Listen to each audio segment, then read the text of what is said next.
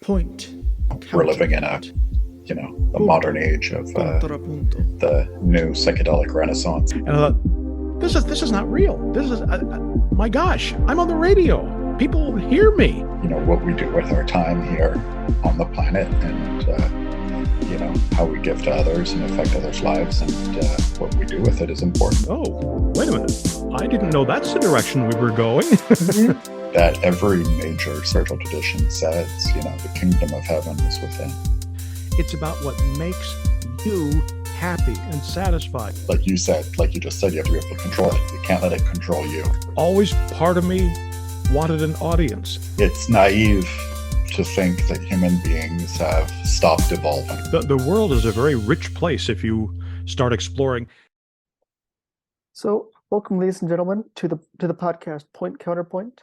I'm your host, Chris Wright, and today I brought on MSP John Mason, and I'll allow you to introduce yourself to start things off. Okay. Well, my name's John Mason, as Chris said, and currently I'm the MSP for Glasgow Shettleston, so that's the east end of Glasgow, and I've been in that role since 2011. And before that, I was a councillor and an MP at different points as well.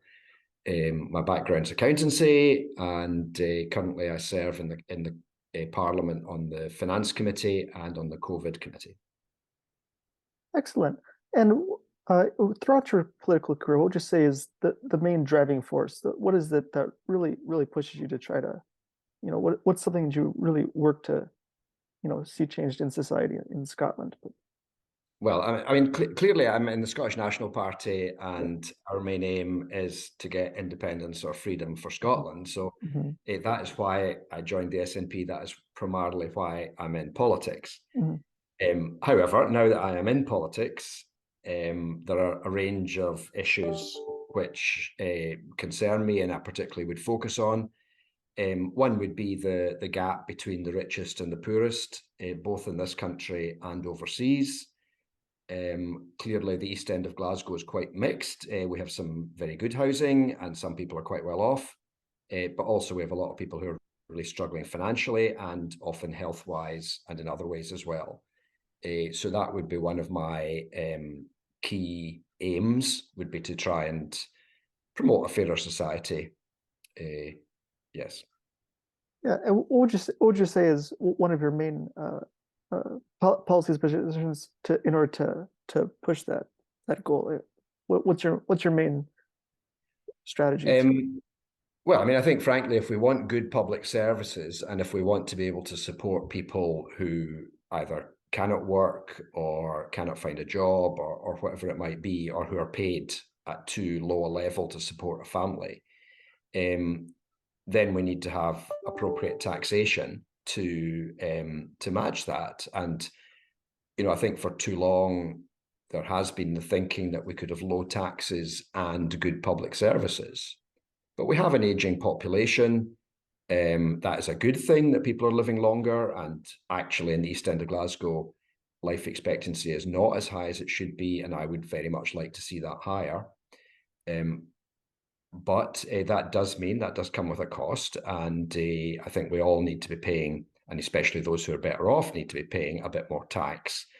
And that would be one of the things I would like to see. But even within a political party like the SNP, there's quite a wide variety of views on taxation and how much people should be paying. So it's nobody quite most people don't like taxation, and it's quite a tricky one to push.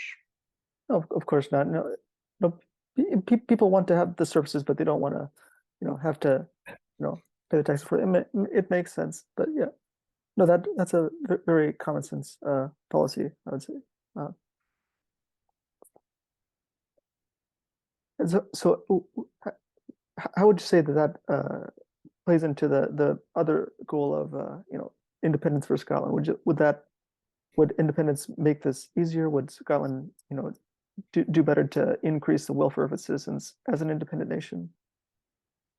Yes, I believe that there is a strong commitment in Scotland for the kind of common good or common weal, or however you would call it. And I think we have mixed areas, and we have obviously better off areas and poorer areas. But I think most people are aware that we have a lot of challenges in Scotland. And I think quite a lot of people in the long term do want to see that improved and changed. We've got problems with alcohol, we've got problems with drugs, and as we've said, with income and so on. So there's a wide variety of issues. But I do believe, I'm optimistic. I think the people of Scotland would want to pay for these things. And obviously, if we were independent, we would be able to make our own decisions. And, for example, we would not have nuclear weapons, we would not have nuclear submarines. So money becomes available, which we're currently spending on issues that I personally, and certainly the SNP, do not agree with. Yes, that's certainly something that I think a lot of people fail to bring up. Is they talk about, would an independent Scotland survive, on its own, apart from the rest of the United Kingdom? And you have to forget that a lot of that tax money, which normally would be going to the broader United Kingdom, it'll stay in Scotland and go towards, various public services, that'll benefit the Scots more directly. Yes, that would be one of our arguments. But I mean, I accept that, the finances for most countries are difficult at the moment. The UK is struggling financially, and as are many other countries. And, Scotland, it will not be easy for Scotland if we were to get independence very quickly.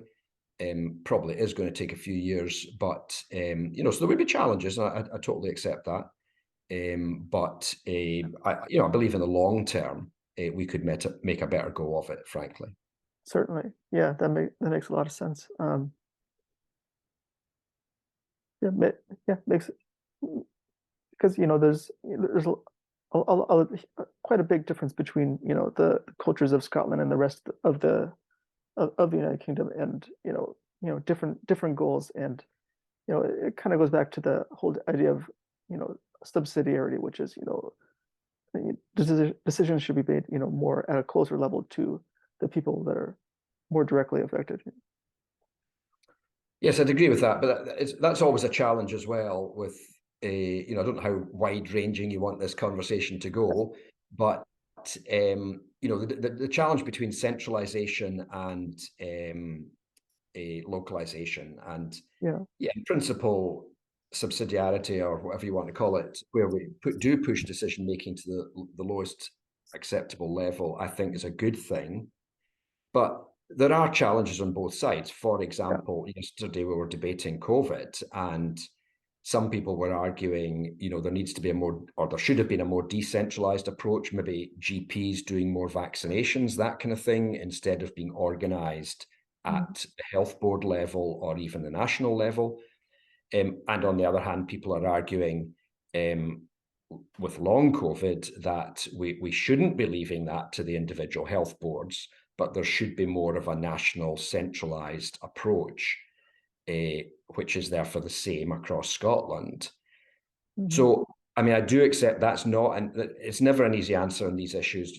People argue for consistency. They don't want a postcode lottery on the one hand, but they want local services on the other hand, because clearly the Highlands and Islands are different from Glasgow. Even Stornoway is very different from Inverness. So again, I'm afraid there's not an easy answer to some of these things. Sure. That certainly makes sense. Yeah. The other thing I want to get to is one position that I know that is important to you is the pro-life stance, and so what importance do you like to place on that? On the protection of unborn children. Okay. No, absolutely. That's something I feel very strongly about. And I mean, I suppose the place to start with perhaps is, my own Christian faith. I was brought up in quite a formal Christian background, but I came to more of a personal faith in my teens. And really, since that time, I certainly looked to the Bible for guidance as to what in a range of issues. And, what we've already mentioned, caring for the poor or disadvantaged is part of that. But human life is incredibly important, because I believe God created us. Each person is of equal value, be that a disabled person or an elderly person or a very, very young baby. And so there's, it has to be said, I mean, we are in a very secular society now, not just in Scotland, most of the Western world. Those of us with a strong Christian faith are probably a minority, and certainly in Parliament, there's not that many people will stand up on Christian values. It then depends on the different issues. I mean, some issues, for example, assisted dying, which is also coming up in Parliament, there's quite a range of people are unhappy about assisted dying, not just from a faith position, but from other positions as well, like could it be abused by a future government or family or whatever. So whereas when it comes to abortion, frankly, I'm in a very small minority, and there are very few MSPs who are willing to or able to or want to speak out for unborn babies. But I mean, in a sense, it's not my faith, it's the science that says to me a baby starts life at conception, not at birth and not at 24 weeks. And I suppose it's my faith that gives me, a bit of strength to talk about these things, but I certainly do get vilified for it. And I did put a motion down in Parliament fairly recently about abortion and got virtually no support. Just one or two MSPs were willing to support that. So, no, it's something, and as I say, really from my teens, I remember when I was at school, which is quite some time ago in the 1970s, we used to debate abortion. It was a big topic at that point. And despite all the new things we have, like transgender, abortion continues to be a really key question. And even if it's a small minority of us who are wanting to speak out for unborn babies, I think we should be, and if we're in a tolerant society, if we're in a democracy, then we should be allowed to speak out. That's certainly true. The smallest unit of life is the cell. You'll learn in any biology course. But I think it's as you touched on earlier. I think it's important to kind of rephrase that, to reframe this. Within the general structure of the value of the human life. Not just with abortion or assisted suicide, but also just with, as we talked about earlier, with erasing the discrepancy between rich and poor, with trying to, improve life for people of all parts of society. It's a social justice concern. I don't mean social justice in like the modern sense, but like just in the truer sense, which is, trying to, have a more perfect manifestation of justice within society, within the social sphere. Yeah, I mean that's all fair comment. I don't think I would disagree with any of that. But there certainly are fashions in society and trends, and clearly, another issue is women's health and women's rights, and women have not been well treated in this country historically, and still, we don't really have equal pay. We don't have equality in a range of issues. We don't see enough women at the top in business, law, and the police, and loads of spheres. And even around the world, the position of women is much, much worse than it is here, like in Afghanistan and Iran, and a range of places. So, I mean, that is a genuine concern, the rights and the health and the freedom of women. But I don't think we should let that squeeze out our concern and for justice for the unborn baby. And, even from a kind of economic and selfish point of view, Scotland and a lot of the Western world, Japan's another example, in Asia, that we have an aging population, and we need more young people. We are not having enough children, and also there's people who are willing to adopt. So even if the parents feel they can't cope, there are other options for the mother or for both parents if they find themselves pregnant and they don't feel they can carry on with the baby. But there is a lot of support available out there, and we as a society, I believe, we need to, if we're going to grow, if we're going to get better, we have to have more children and young people, and we certainly have to allow immigration alongside, I would hope, having fewer babies aborted. Yeah, it was there's certainly the social level where it's important, but there's also that economic level where, as we said before, we do have that aging population, so you have less and less people working, but you still want to have a certain number of social services. But if you do have that increasing source of fresh blood coming into society that are able to produce, to put into the system, it's gonna benefit in more ways than just the social, but also the economic. It all really comes together within that larger worldview. Yes, I very much believe that. And I mean, again, that comes back to the faith position that I believe God created the world. It's a good world. He has made us in his image. So all of these things fit together. We are not ultimately the people running this world, and people have different agendas. But, I think the world runs better when we look to God. And as you say, the economic, the social, they do all come together. And in the short term, I think we can encourage immigration, and there's lots of people who want to come and work here. But in the longer term, if we could have larger families, if we could have more children, and I confess I'm guilty, I'm single, so I have not had children. But as a society, we certainly need to have more young people and more children. No, that would certainly solve a lot of problems. I think it just humans are just naturally disposed towards that procreation. There is that natural end of man is a creative being. And so if we're going to achieve deeper fulfillment in life if we try to maximize our positive contribution to this world. Yeah, I mean, I would say that was fair, and that kind of gets into the natural law, but yeah.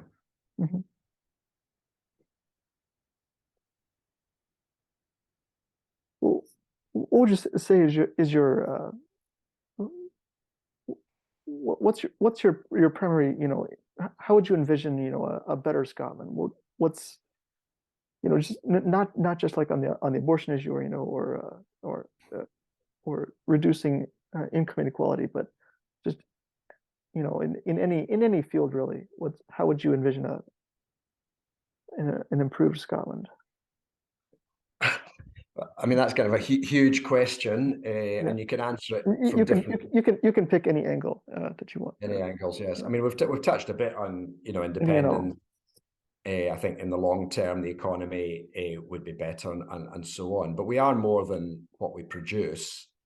And I recently actually heard somebody called Os Guinness speaking, and I mean, he's now in his 80s. He's was brought up in China. He's from an Irish background, same as the Guinness drink, and lives in America now. But I mean, he's a fascinating person to listen to, and he's talking about the whole of Western civilization being at a point of kind of decision. Do we go back to our Christian heritage and the teachings of the churches and the Bible, or do we decline, as most empires, if not every empire, eventually declines? And I know the West isn't an empire in the traditional sense, but it is a dominant culture, has been a dominant culture in the world for quite a long time now.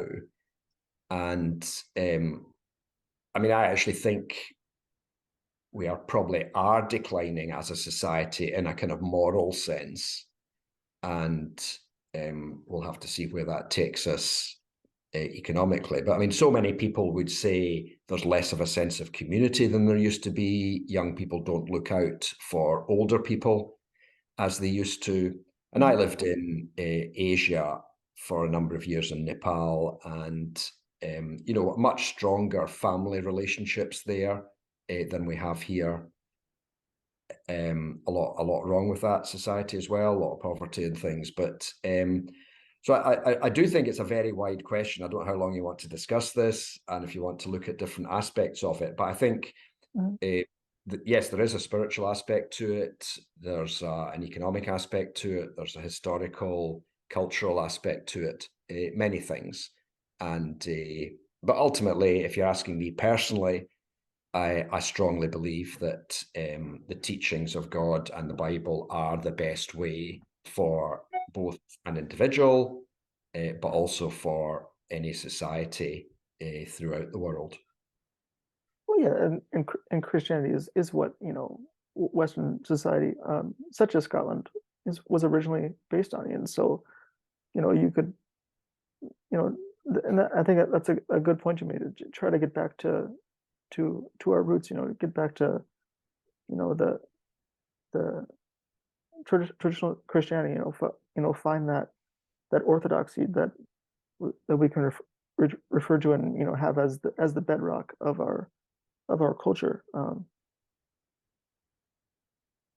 Yes, I think at the same time we probably have to put in the proviso that the church has not been perfect through the ages. And has been, in my opinion, too close to the state in many cases, and has been oppressive in many societies. And that has not been good. And I think that has given the church a doubtful reputation in some circles. And Christianity is seen as a Western religion, which it is not. So I certainly do not want to go to the whole package, back to the whole package of the 1800s or whatever, where there was a lot wrong in both British, Scottish, and worldwide society. Some things have moved on since then, but at the same time, there's values back, which I think we could gain from. Yeah, tradition is something that builds up with the ages, and it doesn't mean you have to go back to everything as it was before, but you build on things, and you try to improve society, and with that firm grounding of the values of your attend M101. Security office to DPIP team, please attend M101. My apologies, there was an announcement there, I think, to do with the Parliament, so forgive me for that if that came across. It's no problem, yeah.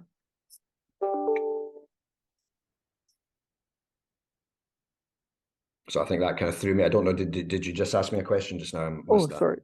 I'll go back. So yeah, so it's, yes, you made a good point. It's not that we should go back to everything as it was, in the 18th century, but you have that solid foundation of like the values of your ancestors, and tradition is this thing that you build off of, going forward. You have these traditions, and you carry them forward, and maybe they get added to, or maybe you take something out, but you have this living tradition that keeps going forward. Yeah, I think we need to take, I think there's a tendency these days, and maybe has been for quite a lot of my lifetime, to kind of look down on the past as if we have progressed, and clearly technologically, with our healthcare industry, in so many areas of life we have advanced. But I think that the danger is that we then we kind of look down on the past and the good things that are there from which we have declined. We should be aware of that as well, and that there were good values, like a lot of family values, strong family relationships, care for the elderly, which I do fear we have lost now. But I think it might have been C.S. Lewis who talked about I've forgotten, chronological snobbery, I think. Yes. Where we think our age has got it, and all the previous ages were second rate. And I do not, that is definitely not the case. Yeah, G.K. Chesterton says something similar when he said, tradition is the democracy of the dead, which is the best form of democracy, in that it's, you truly allow everybody to have their vote, not just everybody living now, but everyone else. And so the vast majority of, if you look at, past generations in Scotland, vast majority were all, Christians, and they held to those same values. And so to immediately dismiss them just because they happen to be dead is really an undemocratic thing to do. Yeah, no, that's just fair to say comment. Their opinions are useless because they lived 50, 100, 300 years ago. Yes, but but there very much is that tendency, and we hear that in Parliament, quite a lot. So we kind of forget that, if you take something like gender recognition, that is quite a new kind of concept, and not that long ago, most people hadn't even heard of it, let alone got their heads around it. So, a bit of humility, I think, on the part of our present generation, it wouldn't go wrong. Mm-hmm. But it's quite a hard thing to say, and a lot of people wouldn't obviously accept that. Yeah, exactly. It was a lot of this stuff was the debate on this stuff was almost unheard of until 5 minutes ago, when all of a sudden everything was put on the table. But I think it too is a sign of a society that has lost its values, because around the world we have a whole host, especially of different religions, or even a system like communism. So there are values in Islam, in Judaism, sure, communism, and Christianity, where people can say, when they face a new problem, they go back to their kind of roots and say, well, how are we going to solve this? What's right and what's wrong? I think we do have a problem in Scotland and Western society that we have largely dismissed all values and any kind of basis for society. And it's very much, what do I feel is right?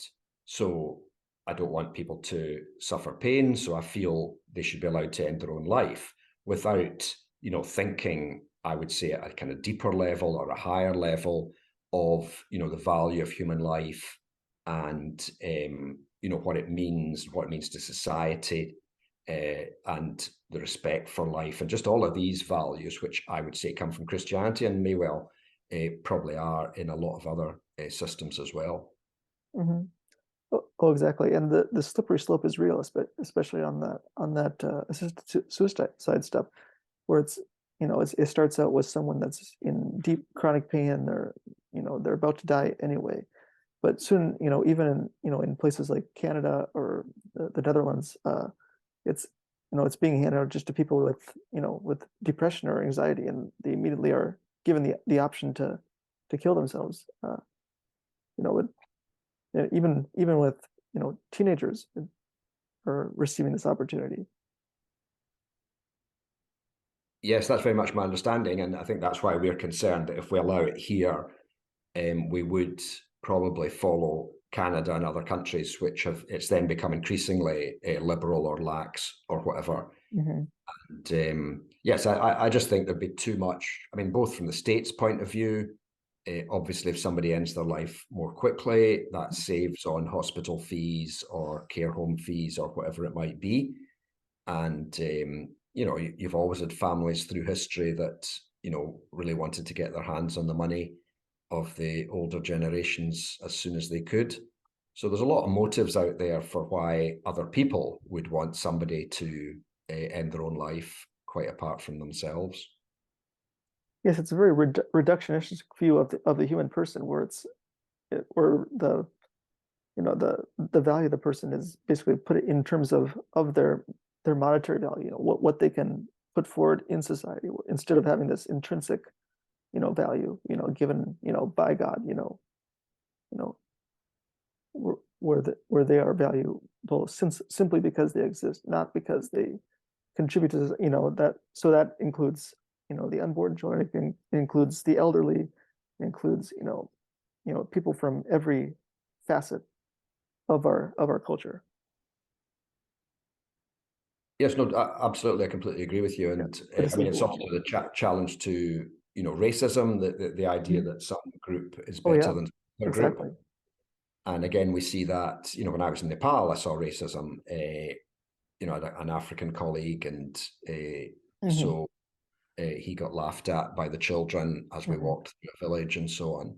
So, that idea that we are not all of equal value, it's very widespread, but it's something we need to challenge, that every single person is of equal value. Yes, exactly. So, John, do you have any final comments that you'd like to make? No, not particularly. I mean, this has been very wide-ranging, more wide-ranging maybe than I expected, but that's absolutely fine. I'm delighted to talk about any of these things. But I was asked, I suppose, to bring it back to the main topic of abortion, which I think was the focus. Sure. Somebody asked me, what would I kind of die in a ditch for, or whatever it might be. And there are a number of issues, but I do feel currently that abortion and the way the debate is going there with buffer zones and possibly legalizing abortion the whole way right up to birth. I am very concerned about that area, and I suppose especially because there seem to be so few people speaking out about it. I personally feel that I've got a duty to challenge some of that, because medicine and science have moved on. The 24-week limit was always arbitrary. Now we have babies surviving at 23 weeks. So even if people support abortion, surely it should be recognized that that limit needs to come down, be it to 22 or 18 or whatever it might be. So that would be one issue. And because logically, it seems to me, if you're going to allow abortion right up to birth, then why not allow it a week after birth or 2 weeks after birth? Where do you draw the line? Exactly.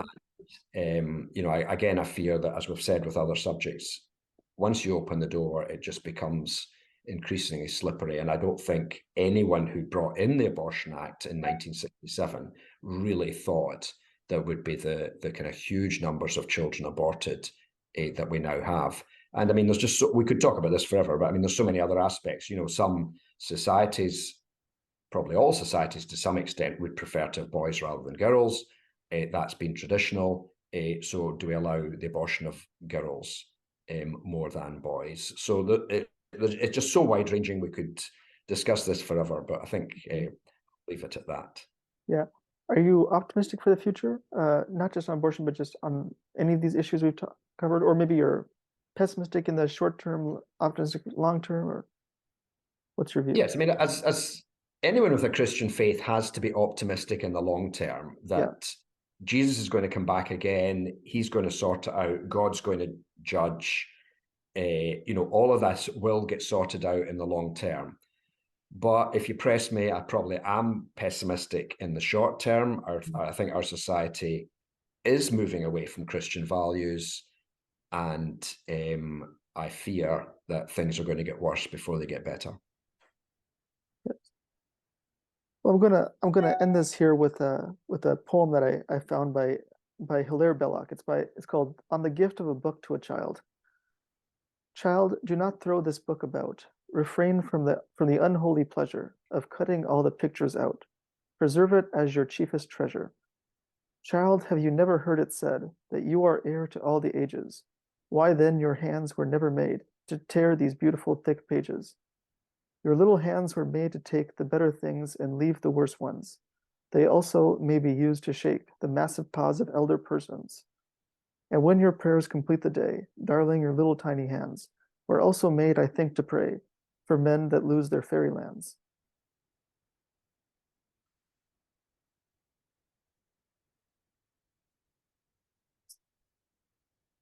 Thank you for coming on, John.